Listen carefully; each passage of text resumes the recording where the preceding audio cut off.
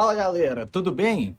Então, nesse vídeo aqui eu vou contar o passo a passo de como eu fiz para sair da posição de um aluno mediano que estudava num colégio mediano e me tornei o aluno que tira mais de 800 no Enem, beleza? Eu espero assim que com esse vídeo eu possa te inspirar a você ter vários insights que você pode começar a aplicar ainda hoje para garantir a sua aprovação, beleza? Meu nome é Lucas Groener de Araújo, eu sou mentor de estudos, especialista em física, matemática e química. Tenho certeza que eu posso te ajudar na sua jornada da aprovação, tudo bem? Então vamos lá. Como que tudo começou, né? Deixa eu falar como que eu era antes de começar a estudar para o vestibular. Eu era um aluno mediano, no colégio mediano, como eu já falei, né? Até o meu segundo ano do ensino médio, eu não dedicava muito para as matérias, queria mais aproveitar, sair com os amigos, assim, sempre tirava notas próximas ali da recuperação, tomava uma recuperaçãozinha ou outra, assim, e corria atrás dos pontos para estudar. Aquela velha história que muita gente passa, né? Mas aí chegou no terceiro ano e veio o primeiro momento, a decisão. Na verdade, foi entre dezembro e janeiro do segundo ano para o terceiro ano. Eu tive uma conversa muito séria lá com os meus pais. Puxei, pai, mãe, vem cá aqui comigo, senta aqui comigo. Preciso tomar uma decisão. É isso mesmo que eu vou querer? E aí eu decidi que eu ia fazer um vestibular concorrido, nível assim de medicina, né? Que era a engenharia química da época. Queria passar na UFMG, engenharia química, nota de corte, 790. Beleza? Era isso que estava sendo mais ou menos na época. É... Então tá, tomei a decisão. Só que, como eu já tinha falado, nunca estudei direito na vida. Então, logo depois dessa decisão, veio ali fevereiro, época do terceiro ano. E o meu terceiro ano, deixa eu explicar também, ele era um terceiro ano que era uma revisão do ensino médio inteiro. Meu colégio fez 2 primeiros anos do ensino médio, toda matéria, terceiro ano, revisão, como se fosse um cursinho. Então, isso era muito útil também, né? Eu sabia dessa estratégia do meu colégio e eu falei, beleza, vou me preparar em cima disso, vou começar a estudar do zero várias matérias. Só que eu não sei estudar, eu não tenho o hábito de estudar. Então, o que, que eu fiz? Né? Qual foi a primeira decisão? Vou começar a estudar pelo que eu sinto mais facilidade, né? Isso, gente, é porque eu sabia que eu tinha pelo menos um ano, 2 anos à minha frente ali para eu poder me preparar. Eu imaginando que, como o vestibular era muito concorrido, talvez eu precisaria desse tempo inteiro. Eu falei, então eu tenho tempo, deixa eu estudar com calma, deixa eu primeiro aprender a estudar. Isso foi uma das melhores coisas que eu fiz. Eu peguei a matéria matemática, eu já tinha facilidade e comecei. E, gente, tem dois tipos de estudo. Vocês, ó, já pega essa informação aqui. Existem dois tipos de estudo. Aquele estudo feito para aumentar a sua resistência, estudo feito para aumentar a sua eficiência. Beleza? Qual que é a diferença entre eles? O estudo da resistência é aquele que, mesmo você estando cansado, estressado, você continua sentado ali na frente do livro, continua fazendo exercícios, mesmo que você não esteja entendendo nada. Ele tem uma função muito importante que é qual? Adaptar o seu corpo a estar naquele ambiente, a entrar no processo de estudo. E o outro tipo de estudo é o da eficiência, onde você estuda menos horas, porém você estuda mais relaxado, mais descansado. Você tem muitas horas de sono ali, para poder ter um estudo de 2 horas, onde você aprende muito mais do que o estudo de 10 horas, por exemplo. Mas dois estudos têm que ser feitos com equilíbrio.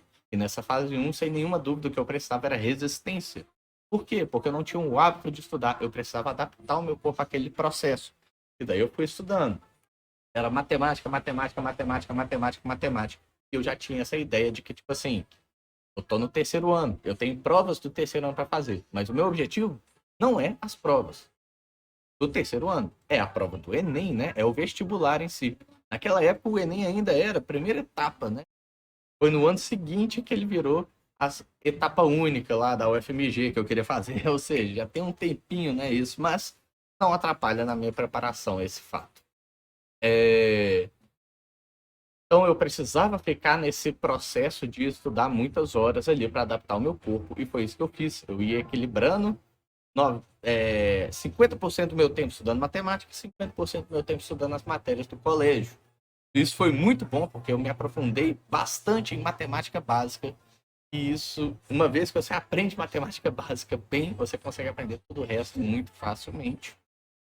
Mas as outras matérias eu tinha muita dificuldade. Eu lembro de eu estudando embriologia de biologia, cara, e querendo queimar o livro, jogar ele na parede, ficando estressado, não conseguia aprender aquilo de jeito nenhum, mas eu sabia que eu estava ali.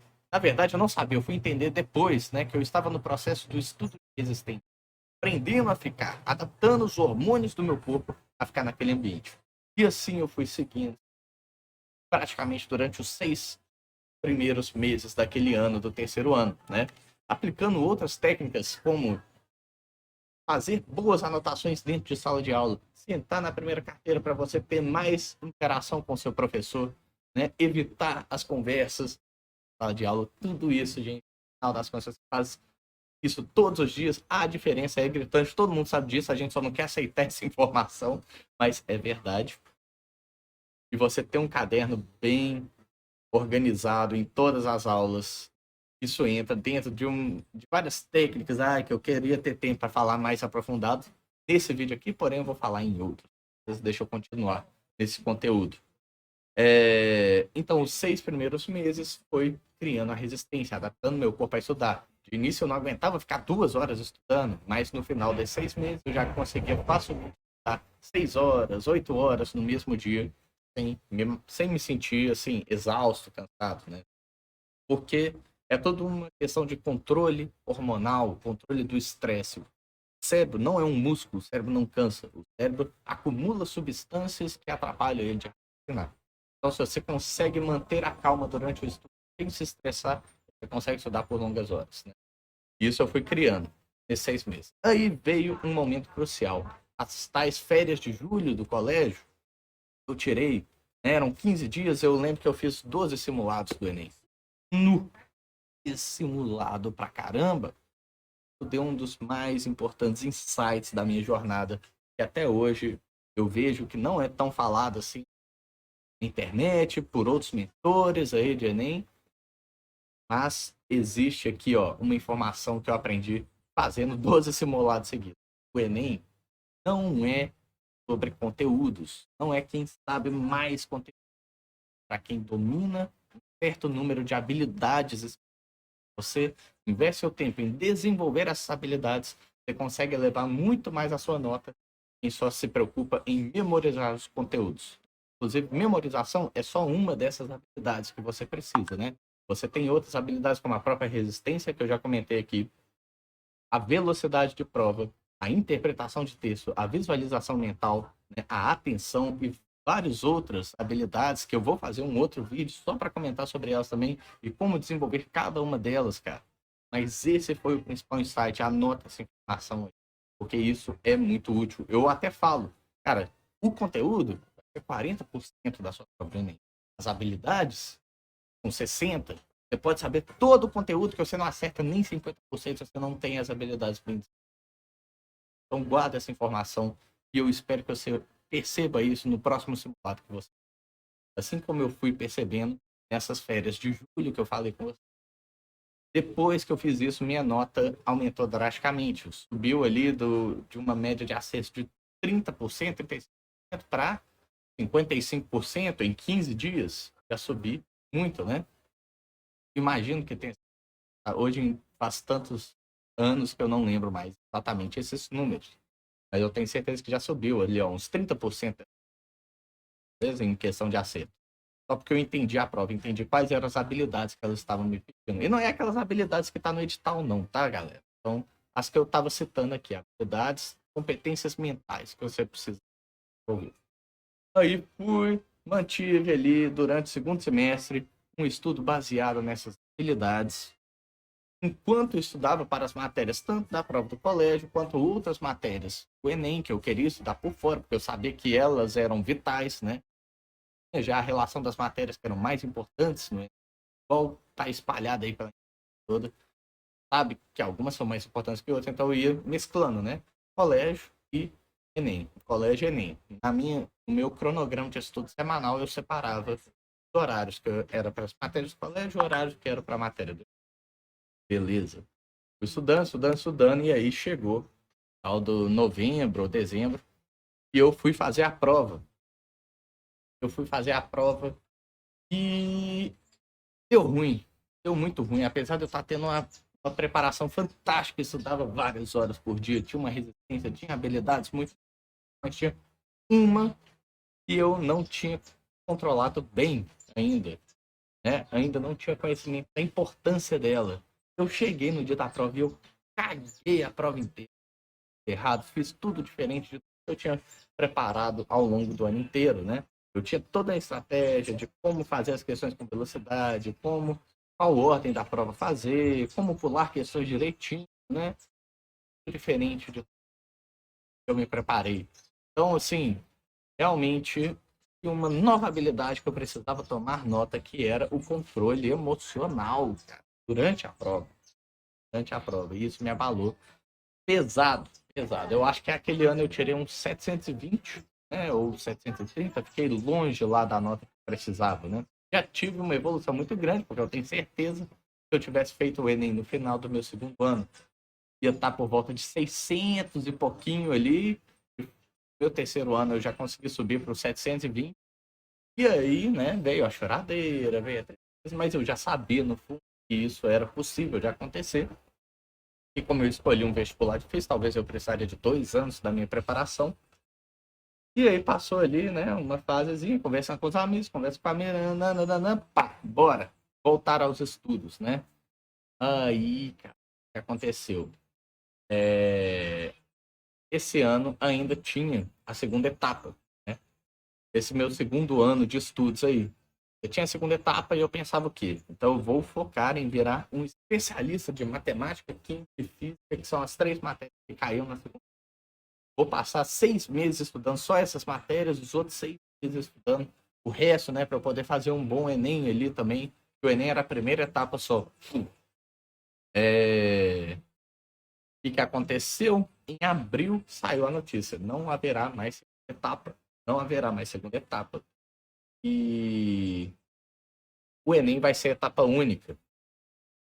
Então, meu estudo que durou 2, 3 meses ali, de janeiro até abril, mais ou menos, eu estava investindo muito em virar um especialista ali de exatas, estava fazendo muitas questões todos os dias, estava aprofundando em matérias muito específicas, como eletromagnetismo, como cinética química, equilíbrio químico, sabe? Essas matérias mais densas, assim, matematicamente falando. O que foi muito bom, né? Porque uma vez que você aprende uma matéria assim a fundo, o resto começa a ficar muito mais fácil. Anota essa dica aí também, cara. Você pega uma matéria difícil, aprende ela bem, as outras são fáceis, aprendíveis. Eu nem sei se existe isso, mas elas ficam muito fáceis. Que mais que... Onde é que eu tava falando? Ah, é. O... Mudou tudo. O Enem virou etapa única. Eu entrei em colapso, porque eu já sabia o que o Enem é sobre aquilo que você é ruim e não sobre aquilo que você é bom. Se você for muito bom numa área e ruim nas outras, vai ter aquela quebra ali da TRI, né, na sua proficiência, não vai bater os dados, então o Enem vai abaixar muito a sua nota. É muito melhor você ser mediano em todas as matérias do que você ser muito bom em uma e muito ruim na outra. Né? Então não tinha mais que atacar as áreas que eu era bom e virar um especialista. Eu tinha que ir exatamente naquilo que eu tinha fraqueza, que era história, geografia, biologia, filosofia, sociologia, português, literatura, essas matérias que não eram exatas para mim, eram horríveis. Né? Eu sabia, é nisso que eu tenho que focar. Não sei estudar essas coisas por conta própria. Decidi entrar num cursinho clássico, presencial. Né? Hoje em dia, talvez eu não faria mais essas técnicas. Eu pretendo lançar um outro vídeo falando o que eu faria hoje, com o conhecimento que eu tenho hoje, depois de anos coletando informação, né, sobre metodologias de estudo. E funciona melhor agora. E ferramentas também, né, técnicas, habilidades, assim, como desenvolver as habilidades que eu tanto falo. Então tá, entrei no cursinho, seguindo o cronograma, aquele esquema, né? Sempre difícil seguir o cronograma do cursinho, muitas matérias para ver, tá tudo sempre atrasado, mas eu corria, estudava muitas, muitas e muitas horas por dia, fazia muitas questões. Chegou a metade do ano, eu fiz o mesmo treinamento do ano anterior, peguei mais não sei quantos simulados, eu fiz do outro todos os dias, né? Mas dessa vez, uma dica é essa, um grupinho de estudo. Eu juntei mais 3 nerdola lá comigo, juntamos todo mundo, vamos fazer um monte um lado um atrás do outro, e a gente corrigia cada uma das questões em grupo, cara. Coisa que fez a diferença para melhorar, principalmente a minha interpretação de texto. Você ver vertentes de raciocínio diferentes para resolver uma mesma questão faz toda a diferença. E esse estudo que eu fiz nessas férias de julho desse meu segundo ano, eu acho que eu devo ter feito uns 10 simulados também, tudo em grupo, corrigindo todos. Conseguiu subir minha nota ali de uma média de 70% de acerto para 90% de acerto. Isso é uma quantidade que eu sabia. Pronto. Agora eu posso até estar desequilibrado emocionalmente no dia da prova.